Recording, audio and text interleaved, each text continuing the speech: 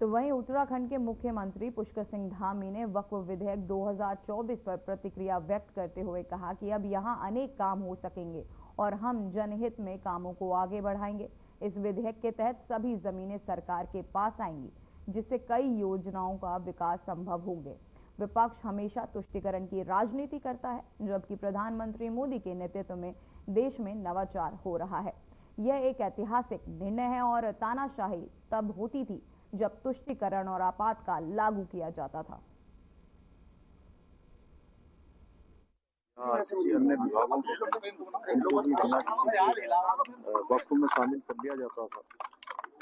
अब वो सब जमीनें जो है उस क्राइटेरिया से बाहर आएंगी, उसमें अनेक काम हो सकेंगे। उत्तराखंड के अंदर भी बहुत सारे ऐसे मामले हैं, कई हजारों उत्तराखंड बनते समय जो संख्या थी उसमें कई हजारों की बढ़ोतरी हुई है। हम इसकी जांच करवाएंगे, इस पर काम करेंगे और जनहित के कामों को इस पर आगे बढ़ाएंगे। ये सारी जमीनें सरकार में आएंगी और जन उपयोग के काम आएंगे, अनेक योजनाएं उसमें होंगी, अनेक विकास के काम आगे बढ़ेंगे। सर विपक्ष इसका विरोध करता नजर आ रहा है। सर विपक्ष हमेशा तुष्टीकरण की राजनीति करता रहा है।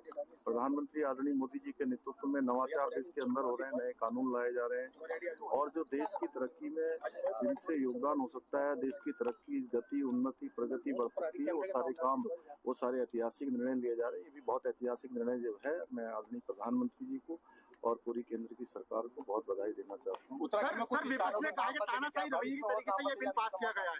सर तानाशाही रवैये की तरीके से बिल पास किया गया है।